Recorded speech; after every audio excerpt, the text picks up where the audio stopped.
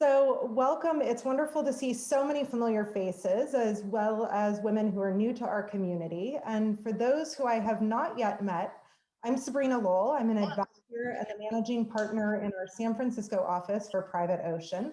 And in a moment, I will introduce my co-host Sheila Schroeder, as well as our speaker today, Jasmine Sterling. But first, a few logistics. Our Director of Marketing, Angela Giambetti, is also on the line. She's ensuring that we have a smooth session. To minimize background noise, we ask that you mute yourself.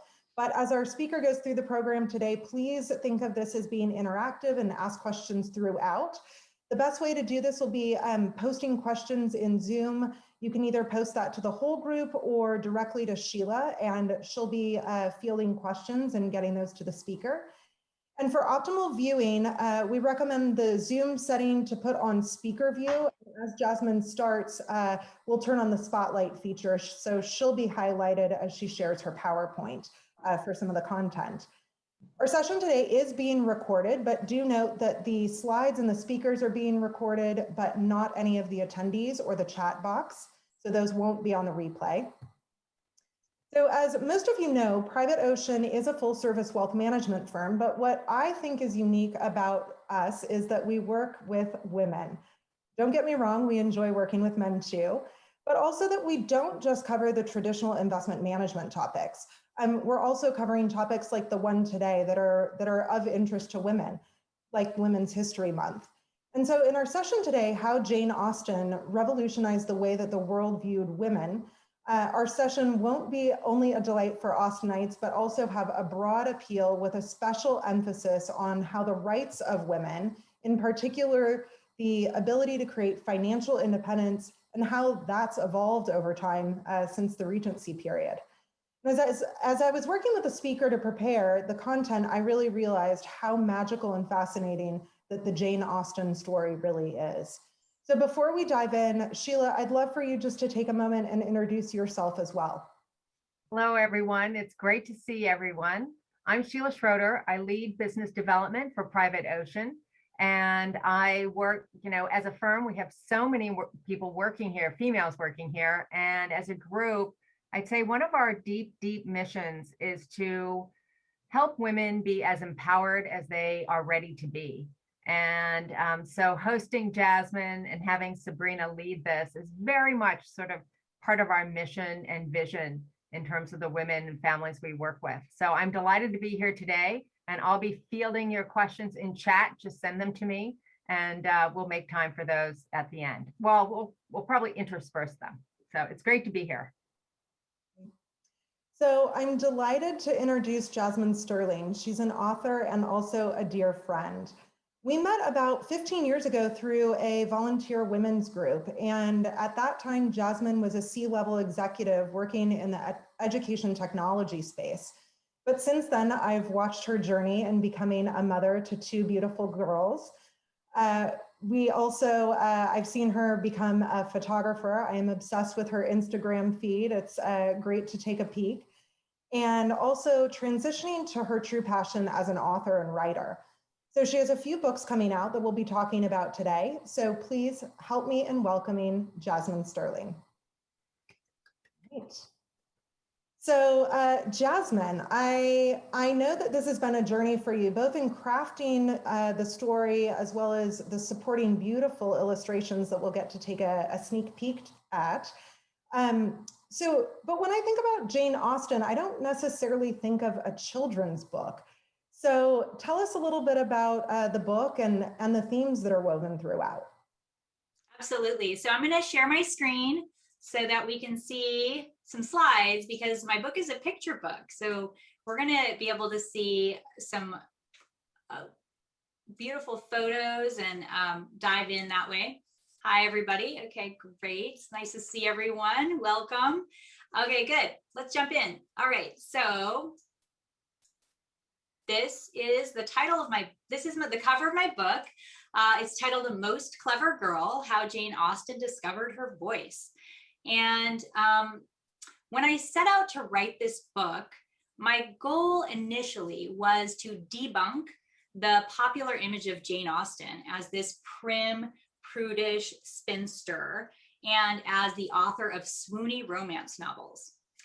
Neither of these images is accurate. Jane Austen was a rebel through and through from a very young age. There's lots of evidence to support this. She was also fundamentally a comic writer, which I think we sometimes forget. But as I got into my research for the book, I soon discovered that Jane Austen is also the perfect subject for a book about creativity and persistence because of all the stages she passed through as a writer before perfecting her craft. So what are the things that an artist or a writer needs in order to develop their potential? Sorry, I'm having a hard time. Okay, good. Okay, so what Austen's story shows us is that there are a whole host of things that a writer or an artist needs in order to really become great at what they do. Things like having a community that supports your craft, having the time to write, which is something that women in our culture have very little of, especially if they're parents. They're working all day, they're coming home and taking care of kids at night. Having financial stability, money is really important. And we're going to be talking a lot about that today. Financial freedom. Having feedback from others and persistence to keep going, even when you're not really sure what you're doing. So I'm showing you here a spread from my book. On the right, we see Jane Austen's father, and she's giving young Jane an expensive writing desk to encourage her work. For you Austen fans out there, this writing desk, you're familiar with it probably. It's currently held at the British Library and it's a national treasure. So in my book, the desk becomes a symbol of all the things that an artist needs in order to really get great at what they do. And later in the book, everything that this represents goes away for Austen. So early on, she has all these things. She has the support, she has the time, she has the feedback, she has the financial stability, and this goes away. And so we're going to explore how that impacts her work. So my book is about exploding this idea that genius sort of comes out of nowhere fully formed. And my objective is for children to read this, to connect with the real Jane Austen, the rebel, the comic, but also to understand more how creativity works, so that as they grow up, if they start to question themselves, or they're pursuing something and they're feeling doubtful or wondering if they have talent, that they'll keep going. I have a 5-year-old, and she can do anything. She's like convinced, she's full of talent. She's going to be a paleontologist and an artist. And, we all know as we grow up, those doubts creep in. So that's one of the main themes of the book. And that's partly why I chose Jane Austen. Such important topics. And certainly the monetary one is near and dear to our hearts. As a financial advisor, part of our mission is empowering women to feel confident about the decisions that they're making around money. So I'm curious, tell us a little bit about women's financial rights and opportunities in Regency England, and also how Jane Austen's work challenged the status quo. Yeah, for sure. So before we get into this section and start digging into the Regency, I want to ask people in the audience to give us a little feedback. So are you a Jane Austen fan? If you're a Jane Austen fan, and by the way, when I say Jane Austen fan, you don't need to have read all of her books. If you've just enjoyed a couple of the adaptations, let us know in the chat. Just type yes, or give us a wave or a little heart, because we'd love to hear from you. Okay, awesome. I see one there. Yay.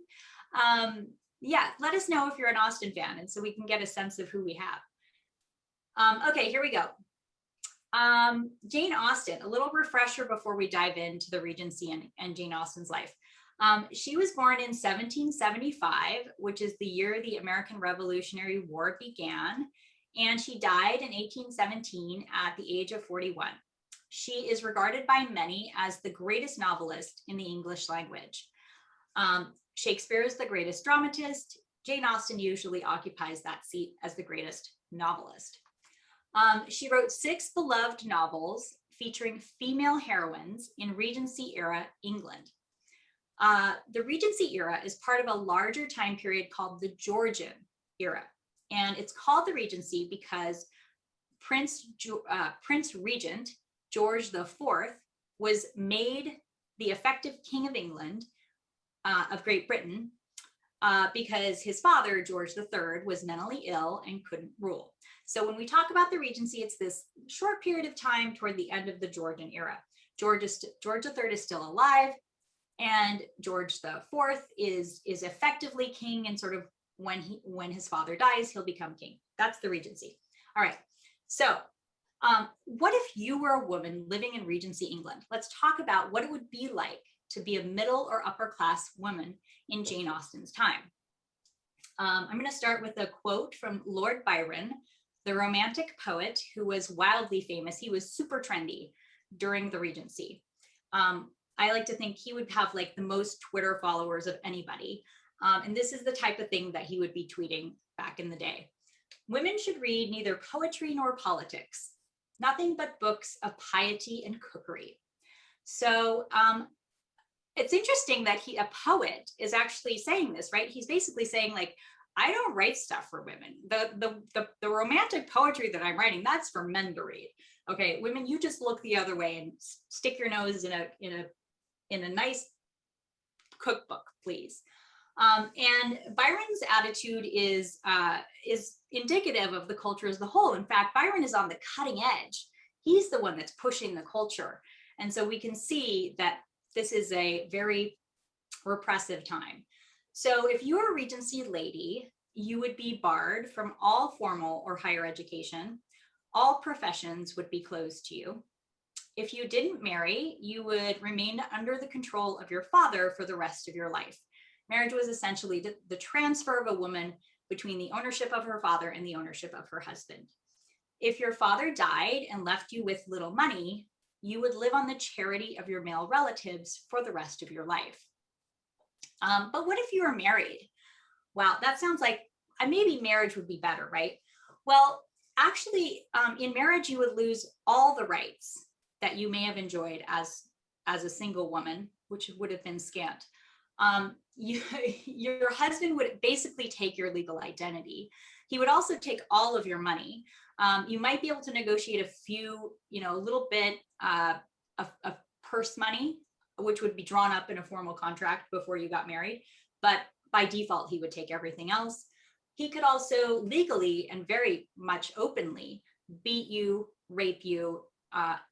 Your children, the product of your marriage would be his. They wouldn't be yours legally in any way. He could do anything he wanted with them. He could give them to someone else. Upon his death, he could give them away. And if you're a member of the lower classes, your husband could actually sell you in the marketplace to the highest bidder. This wasn't legal, but it was tolerated, and it was a form of divorce. So if you were a man and you were unhappy with your wife, you take her down to the marketplace, you literally lead her there with a halter around her neck, and you sell her to the highest bidder. If you were not a member of the lower class, you would have no way of getting out of a marriage. So marriage is permanent.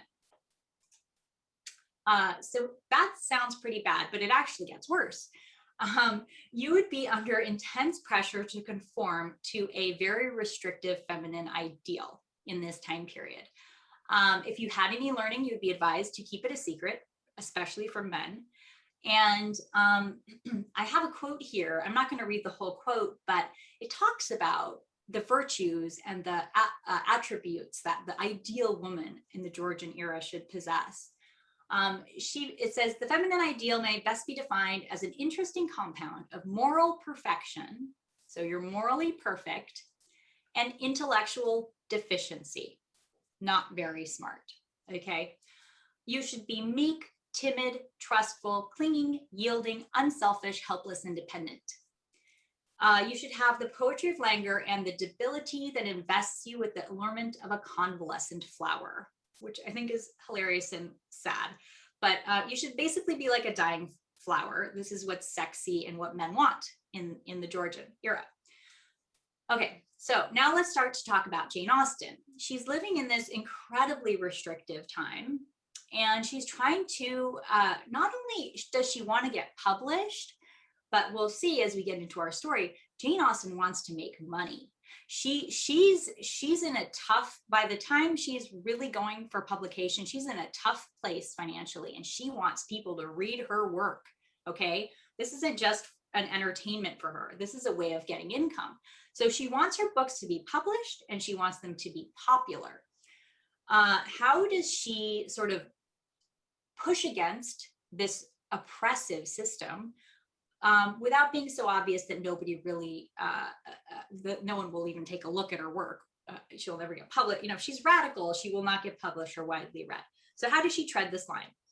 Well, the first thing that she does is she supplants the feminine ideal in her novels with a completely different kind of woman than the Regency ideal. In each of her novels, she does this. Let's start by talking about Elizabeth Bennet in Pride and Prejudice. Okay, so Lizzie Bennet, who is everyone falls in love with, is opinionated. She's outspoken. She's extremely smart. She loves to take Mr. Darcy down a notch every time she sees him. She just loves to just put him in his place, right? She's amazingly outspoken. Okay, so you see the opposite of a convalescent flower, and Mr. Darcy thinks it's hot. He loves her for it. It's like, this is the one he wants. So let's watch her. I have a film clip here. Let's watch her turn down Mr. Darcy in this scene, and let me know if you think she is acting like a convalescent flower or not. And just keep in mind that Lizzie is turning Mr. Darcy down, and in doing this, she is putting at risk the chance, the good chance, that this might be the only marriage proposal she receives. She's already turned Mr. Collins down, and that she may end up being a ridiculed spinster for the rest of her life and live on the charity of her male relatives, because the Bennets are going to lose their family home when Mr. Bennet dies, because there are no men in the family to take over it's entailed to a male heir, right? So not only is Lizzie turning her back on Mr. Darcy here, but she's also potentially ensuring that her sisters and her mother will go into poverty after Mr. Bennet dies. Okay, so this is fun. Let's watch her turn him down. You're mistaken, Mr. Darcy. The mode of your declaration merely spared me any concern I might have felt in refusing you had you behaved in a more gentlemanlike manner. You could not have made me the offer of your hand in any possible way that would have tempted me to accept it. From the very beginning, your manners impressed me with the fullest belief of your arrogance, your conceit, and your selfish disdain for the feelings of others. I had not known you a month before I felt you were the last man in the world whom I could ever marry. You have said quite enough, madam. Okay, there she goes. So is this the speech of a convalescent flower? No. Go Lizzie, right? So Lizzie's not alone. All of the heroines in Austen are flawed. They're morally flawed, and they grow, which is unique. Usually we see one-dimensional women in literature who are morally perfect. They're all bookish, and a lot of them are poor marriage material. They're poor and awkward, you know. It depends on which book you're talking about, but every single one of these women is iconoclastic. And I have to say, I remember the first time I read Jane Austen. I was 19 years old. I was studying abroad at Oxford, and I remember reading the book and thinking, this is the first time I'd ever read a woman in a novel that seemed anything like me. And I had already read lots of adult literature. I was a huge bookworm my whole life, and Austen really jumped out at me in that way, and she still does. I feel like so few novelists really nail that realist protagonist the way Austen does. So I think this is why Austen is so popular. Her heroines are incredible. They're relatable. They're incredibly modern for their time, and they're super realistic. So through just character alone, Austen is subverting the patriarchy around her without really having to say anything overt that might turn people off. I want to know, can you tell us in the chat if you have a favorite Austen heroine? including our organizers, tell us who your favorite Austen heroine is. Are you like an Emma person? Are you Fanny Price? I think is actually an incredible heroine. I love her. I love how she navigates these two classes that she belongs to. Are you an Elizabeth Bennet lover? Tell us in the chat. Do we have any answers to share? Sheila will monitor those.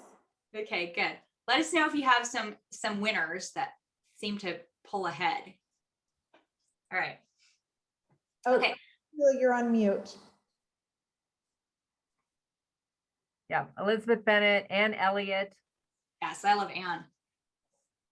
I love Anne, and as a woman who got married in her late 30s, I appreciate the that an older woman is getting such a great husband and is championed. That's another thing. Being an older heroine was off limits. Good. So Shout out for there, Emma. Emma, love Emma. Awesome. Good. So so this is one very limited example of how Austen subverts the patriarchal system that she lives in. There are lots of other ways she does it. She does it using humor. Who is she making fun of? Look carefully at that. She uses empathy. She puts women in difficult situations, precarious situations, and we feel empathy for them. She uses irony. She carefully constructs plots that show women feeling trapped. This is revolutionary. Her novels contribute to all the ideas circulating about women's rights, opportunities, and education, while Austen sort of sits back and is silent on the topics. So as a feminist, this is one of the reasons I love Jane Austen and wanted to write about her for kids and girls. I think that's helpful background, really, in understanding what was it like living during that period of time when women really had so few options. And I think with this context, if there's anything that we know, it's that people's circumstances often dictate the opportunities that might be available to them. So I'm curious, how was Jane Austen's life shaped by the financial rights and opportunities that women had during that time in Regency England? Yeah, sure. So these issues were not just theoretical for Jane. If we look at her own life, we see that she was also deeply impacted by the limitations placed on women. So this is a spread from my book, and it shows the young Austen, who was incredibly creative, wildly prolific, and born to be a writer from a young age. She starts writing at least as early as 11, possibly earlier.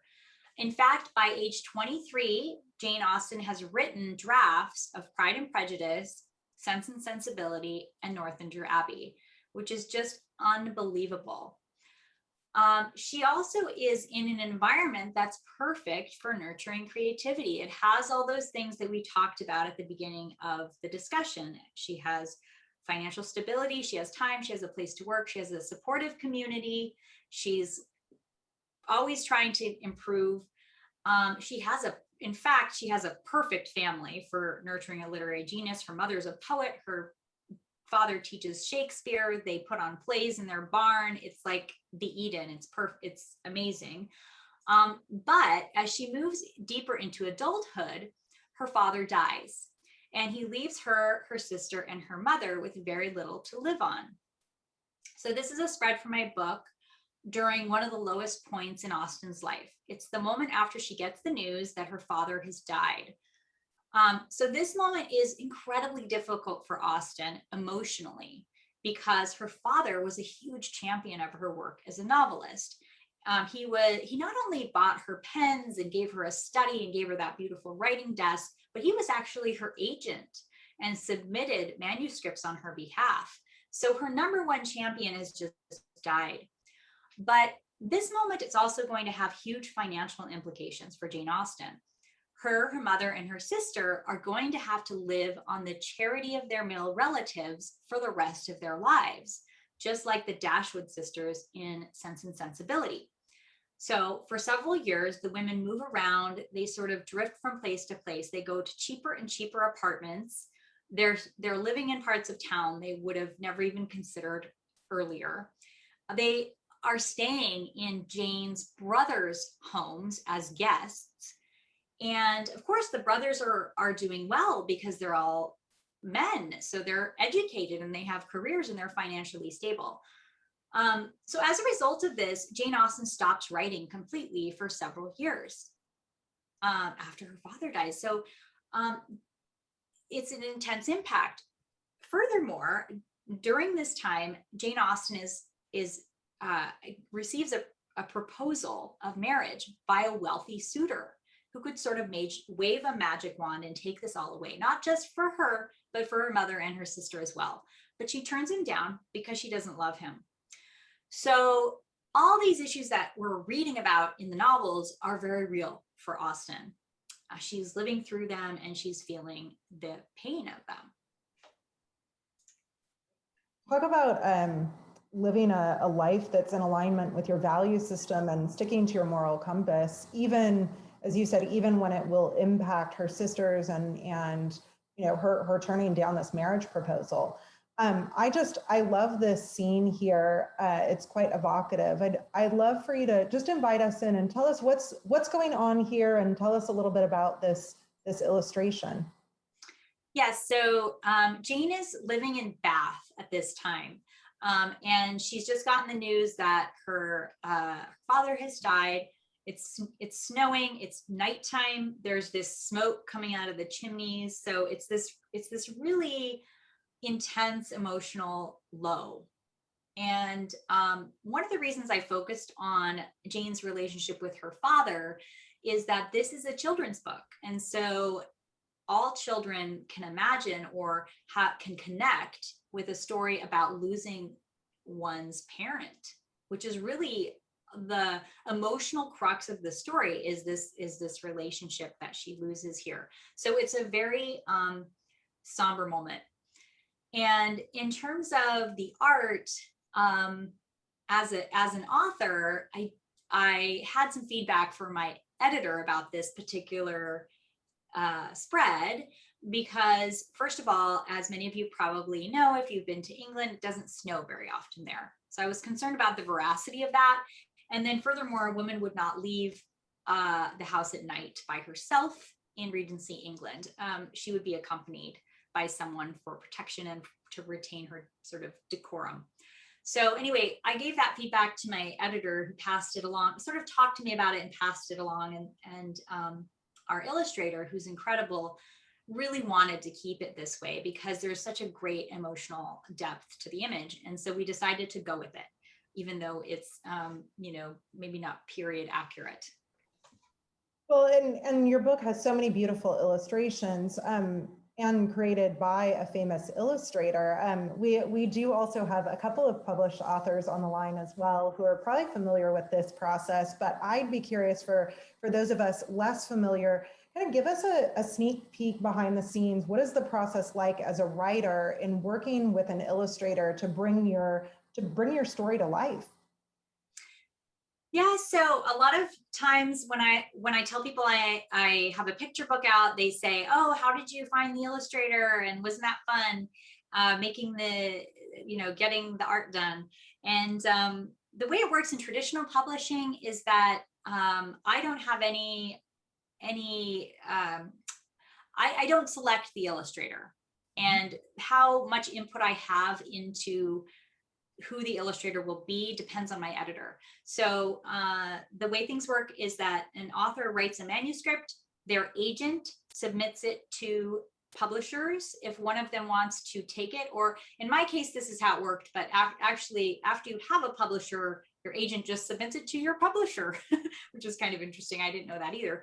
But in any case, so particularly for a debut, it goes out to a broader group. A publisher says, "Yes, I want it."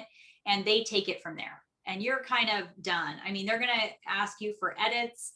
They're going to need you to write marketing copy. You're going to do stuff for them, but you're not going to select the illustrator. So that's how it works. You get your, you do your contract and you're done. In my case, I was involved in a lot of the art, partly because I am the author and there's a historical component. So we wanted to make sure that things were as accurate as possible, or make informed decisions when we broke historic accuracy, but also because my editor just honored my request, which was I wanted to approve whoever we got. And we went after Vesper. That's another aspect of this that's that people are surprised to hear, which is that Vesper is a top illustrator. She was nominated for a National Book Award. She's in high demand.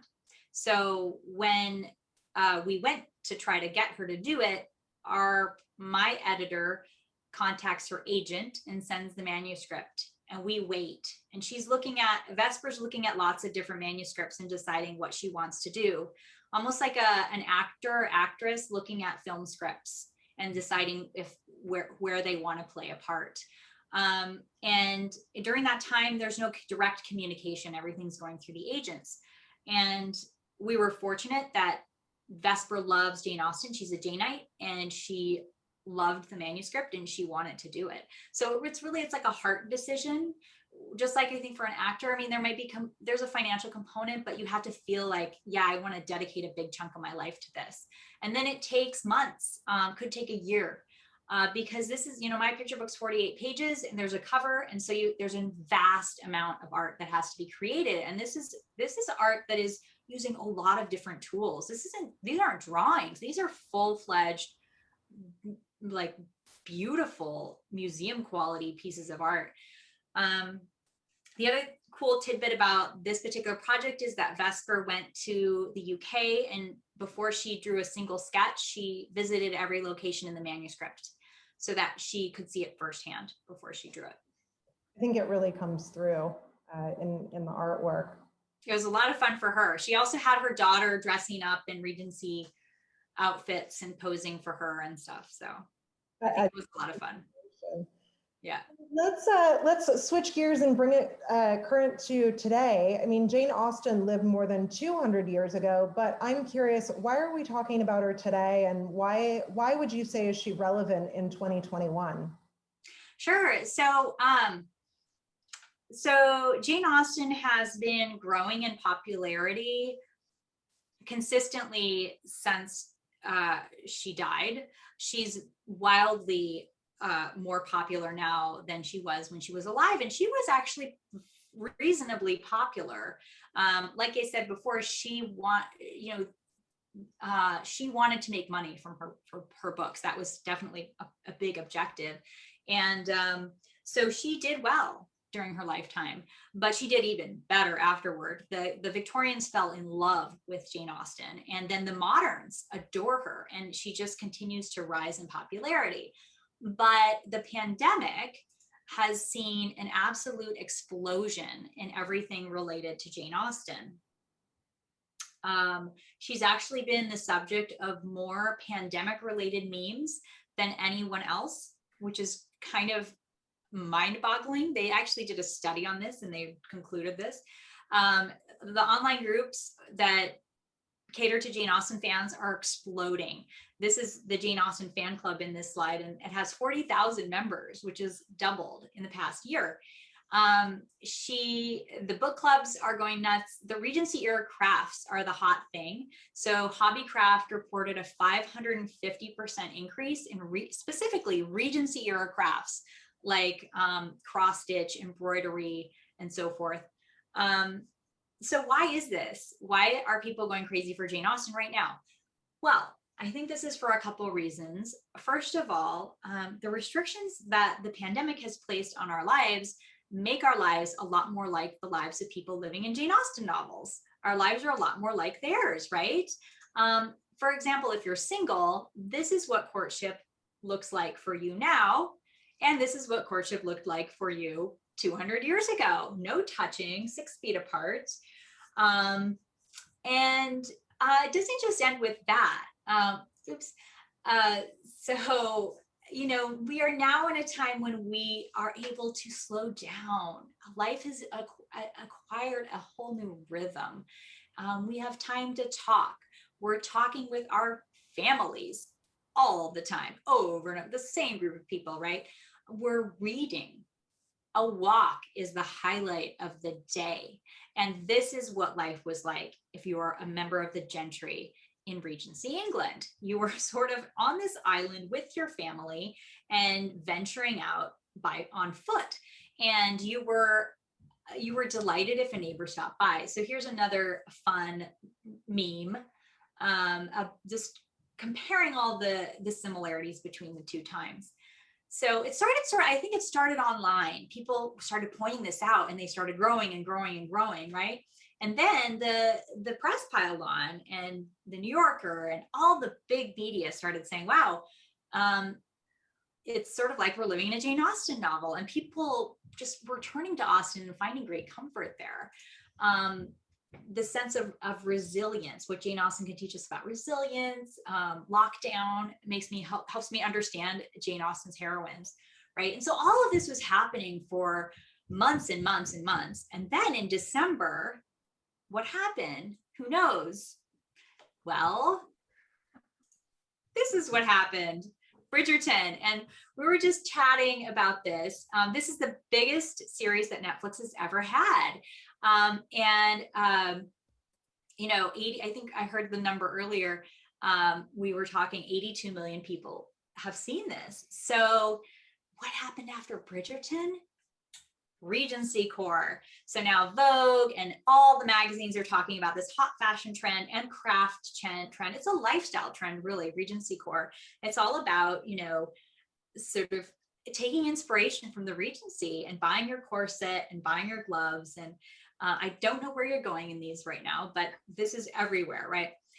So I feel like there's humor in this, but there's more. There's the sense that Austen it reinforces those values of the pandemic, which are about sort of rest, retreat, looking at what's really important, taking time, slowing down, taking that time to read that big book you've never tackled before.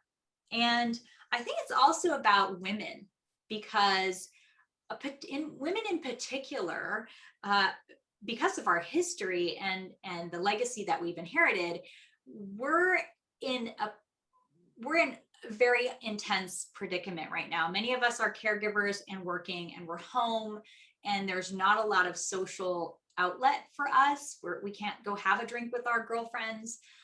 So we're going online and we're having fun and we're making jokes and we're finding solidarity there. And we're talking about who the hottest Darcy is.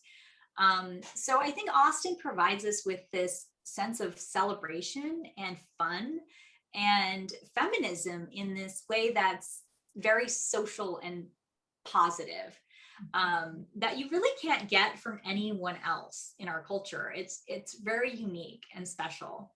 So I guess I want to just say, if you haven't sort of leaned into this trend yet, and if you're one of those people who's like, oh, I've seen the latest Emma, but I don't really know beyond that, or even if you are a huge Austen fan, go deep. I think this is a great time to do it. Reread Austen, join one of the Facebook groups, check them out. They're like this 24-hour Austen party. I've posted things up there like at midnight and gotten 500 comments by the next morning. It's kind of unbelievable. And it's a really fun group. It's a great time to watch the adaptations, read my book, and share it with people. Even if they're not young people, adults love this book too. And right now you can actually go to these really cool Jane Austen festivals online, which you usually would have to pay thousands of dollars to travel to and probably couldn't even get admission to, because they usually sell out within 2 minutes of going live.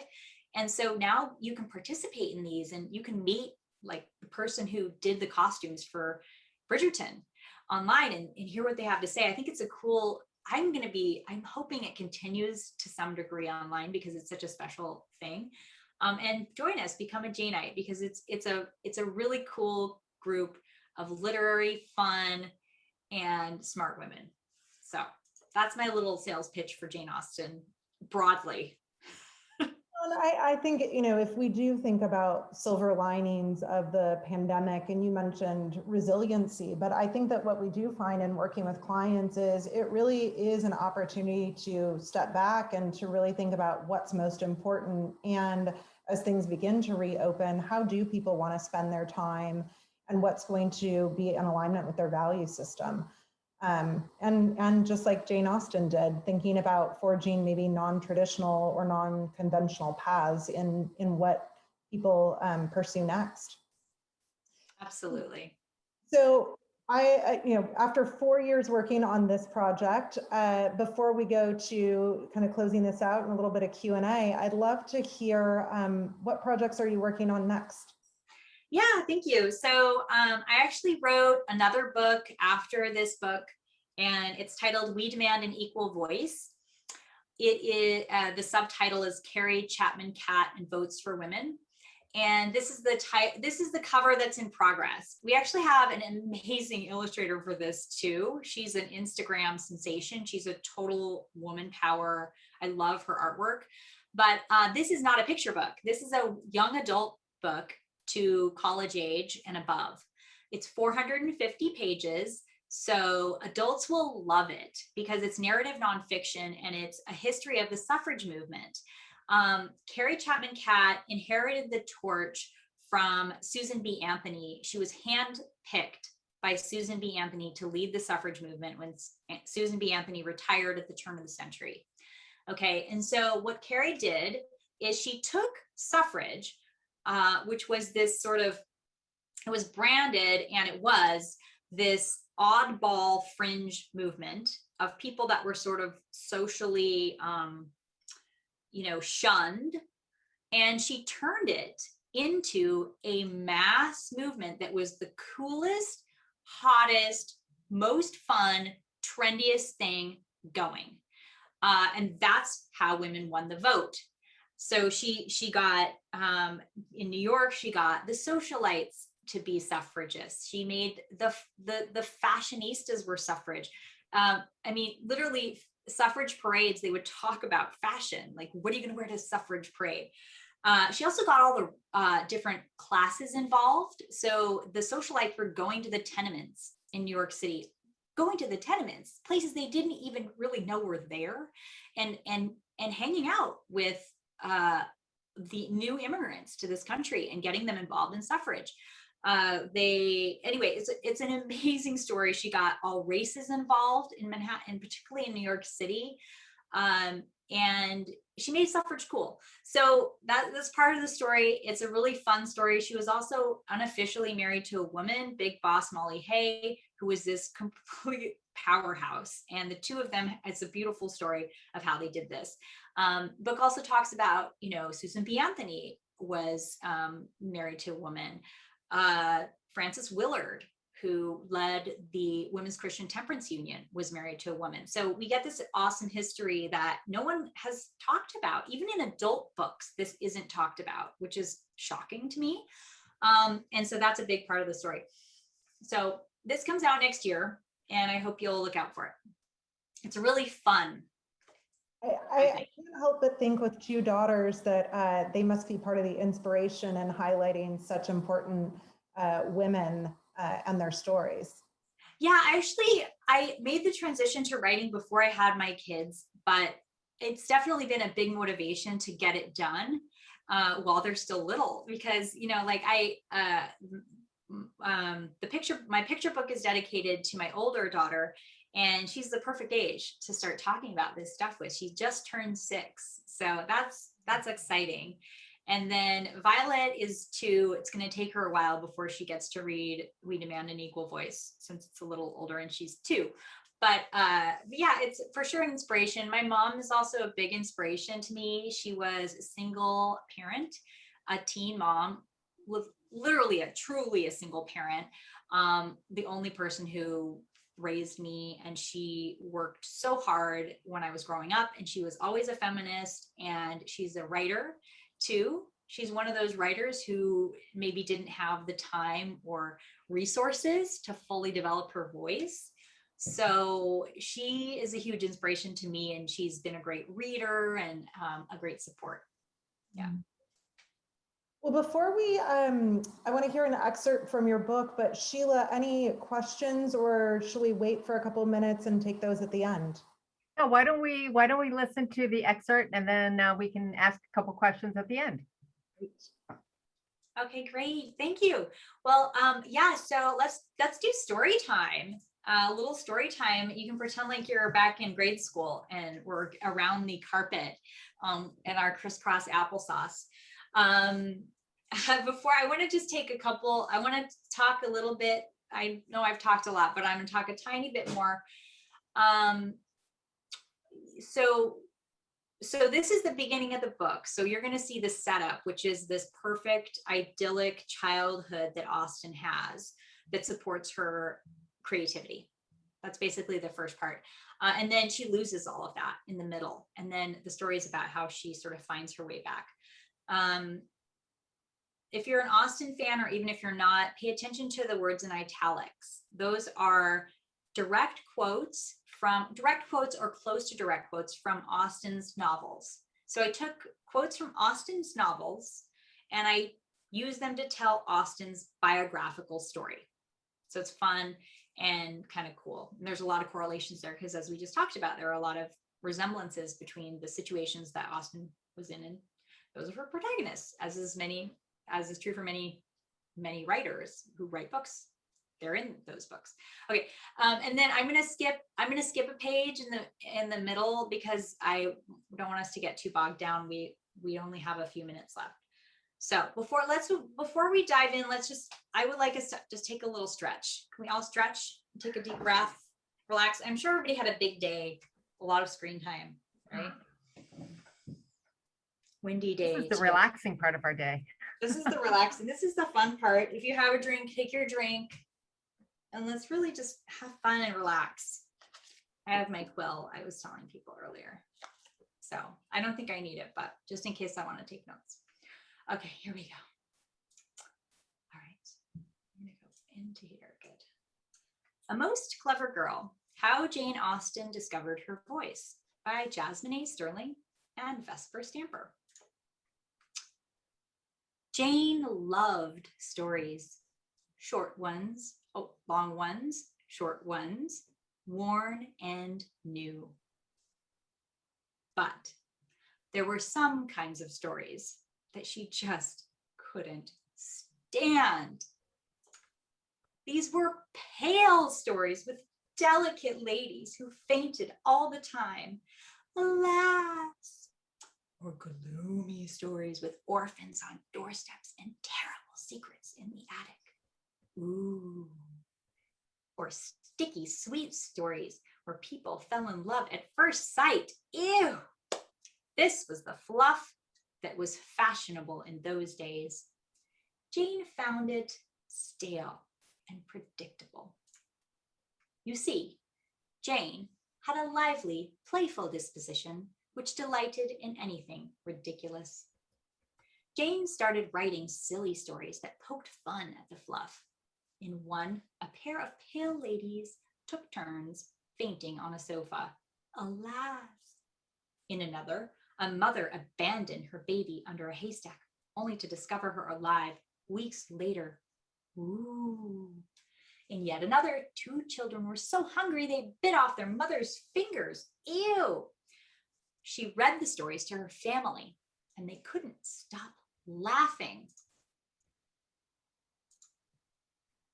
On magical days, Jane's whole family staged plays in their barn. Together, they designed the sets, sewed the costumes, and performed all the roles. Words made Jane happy. Her family made her happy. Jane knew her own happiness and chased it. Except, with all this happy noise in the background, Jane couldn't find a quiet place to write. Now, at that time, most fathers discouraged their daughters from becoming anything more than elegant and obedient wives. But not Jane's father. He made arrangements for his girls to have their own study. It had blue wallpaper and blue striped curtains and chocolate brown carpet. It was quiet. It was perfect. Jane wrote and wrote in her new study, indulging her imagination in every possible flight. Jane loved poking fun at the fluff, but she wanted to do more. She started to dream about writing stories that mattered to her. They would come from her own voice, a style that was uniquely hers. Jane's writing was clever, but it wasn't yet her own. Something was missing.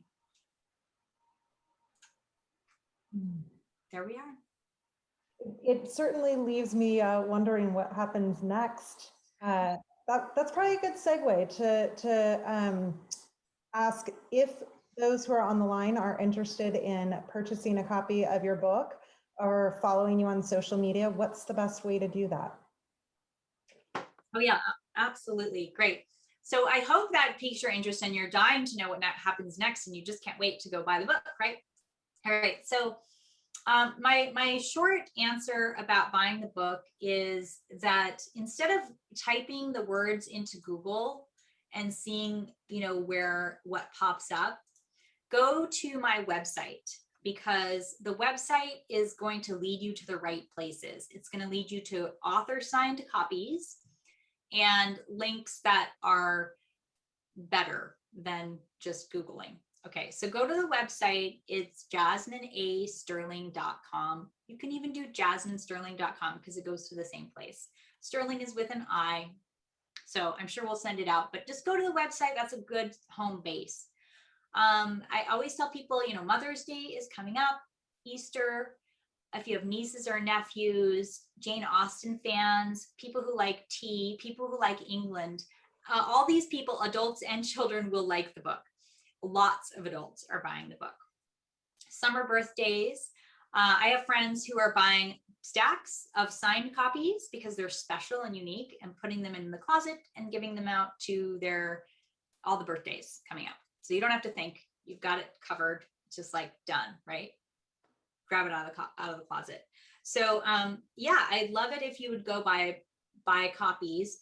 After you visit the website, click the link, buy the copy, come back to the website, because under the giveaways section, I'm giving away a free DIY Jane Austen paper doll kit with 12 outfits. It's really amazing.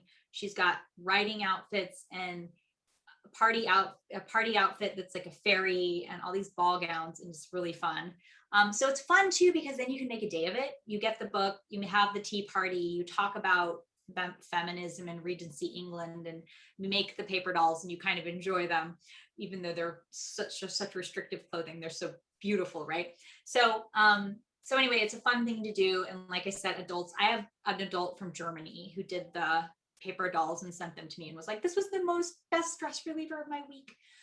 And then I have my tour that kicked off today, and we're giving away this beautiful picnic basket that has like Jane Austen playing cards and tea and a vintage teacup and a basket and a signed copy.